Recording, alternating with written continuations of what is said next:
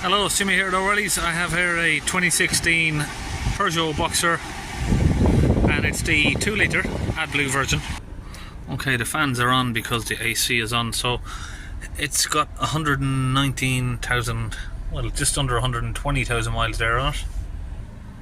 Okay, so the customer complaint with this is it keeps popping up every 5 minutes, DPF cleaning, continue to drive, engine light comes on, you can get it to clear but it comes back again, vice versa, it just keeps going around that circle. I've got the Launch Eurotab 3 scan tool here. We're going to set up a scan and see what's going on. So I noticed an unrelated issue here is it is quite hot, so I tried to use the air conditioning while I'm sitting here.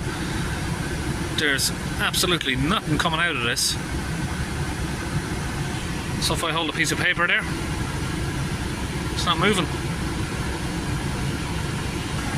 The fans are on full to the face, so it looks like the issue with that, unrelated, but if you've got that issue, it's most likely going to be your cabin filter, and that would normally point to me that the vehicle is being neglected. It hasn't been serviced in a long time.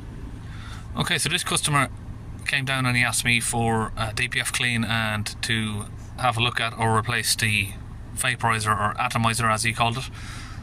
These vehicles do not have an atomizer. If it's a Euro 6, if it's got AdBlue, it doesn't have a vaporizer. So, right, let's have a look. ECM.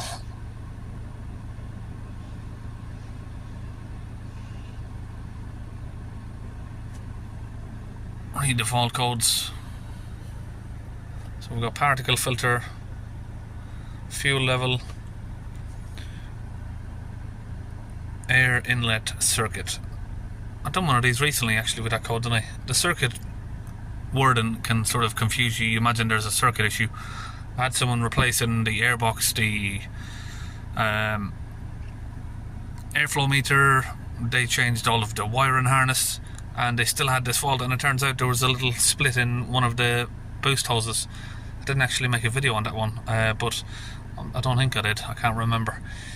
Data stream, let's go to the data stream for that. Select all, air meter in, so let's rev it up. Ah, well, I can hear an air leak straight away. When I accelerate the van, I can hear a massive air leak. I have no idea how the driver or owner here hasn't noticed that. Let's switch it off. Yep, so the throttle flap is...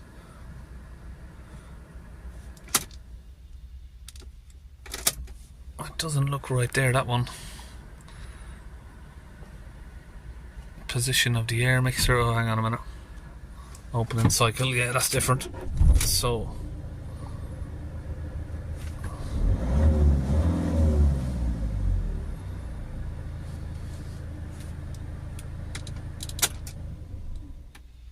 yeah, that's the throttle flap closing and opening there. Here's another unrelated issue. What can happen with these vans. I know someone had an issue once where the door wouldn't open by the lever, and then we couldn't open the bonnet because the bonnet lever is here. You have to open the door to be able to access the bonnet. So I'm pretty sure I put a video on of one of these recently with an air leak down here, so I'm gonna disconnect all of this and have a look. Most likely has a leak in the exact same place, to be honest.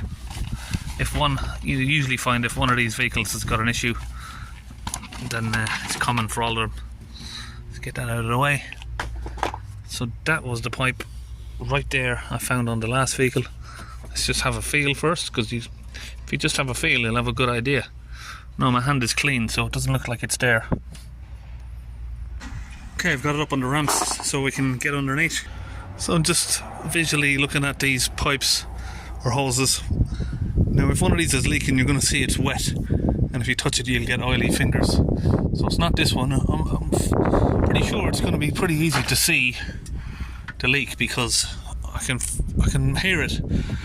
If you can hear it, it's going to be a big leak.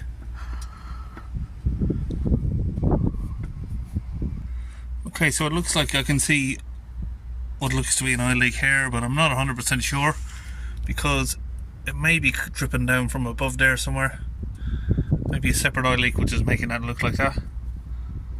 Okay, so let's try and get a confirmation of where the leak's coming from. I've got the smoke machine here set up. Let's switch it on.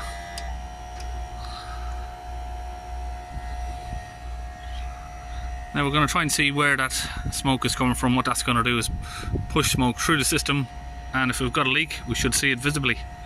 So under the van here I've disconnected the air inlet and attached the bladder bag in there. So now we just need to wait, keep an eye on everything, see if we can see any visible leaks. Okay, looks like we've got a leak from up here.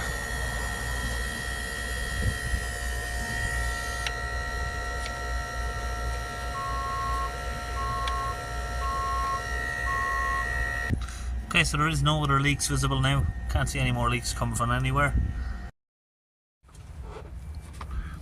So we found the air leak issue here.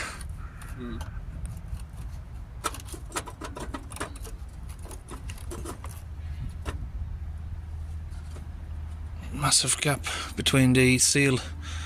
Clamp is loose, not fitted properly.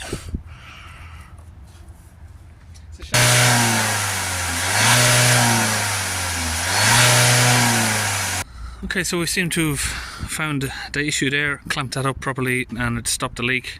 So now we can just carry on with the DPF clean. We'll get that done. Okay, the DPF cleaning fluid's in, we're just going to get that cleaned down.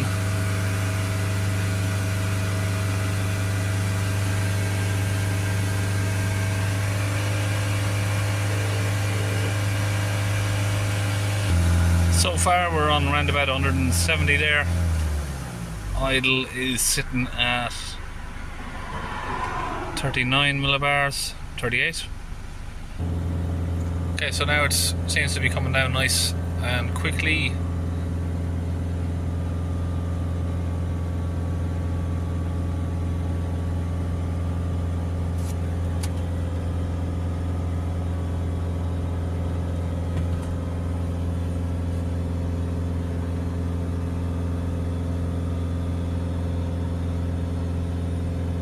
Let it idle down now. Let's see where it idles down to.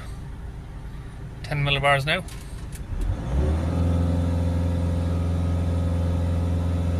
And 50 on revs. Okay, to get the vehicle out of limp mode, what we're going to need to do is tell her to it's had a new DPF.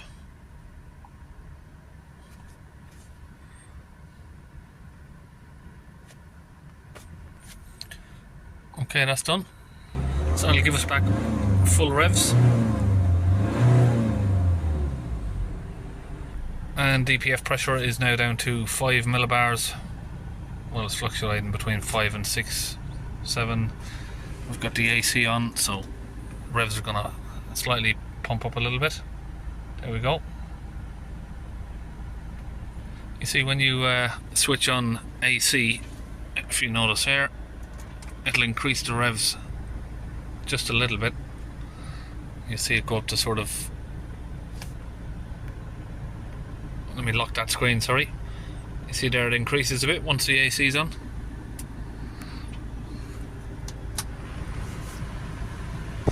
So that's it, we've fixed that leak on the exhaust there, we've cleaned the DPF, and that little leakage from the rocker cover, I'm not sure if that's going to need a new rocker cover or not. I'm not even sure what that part is called.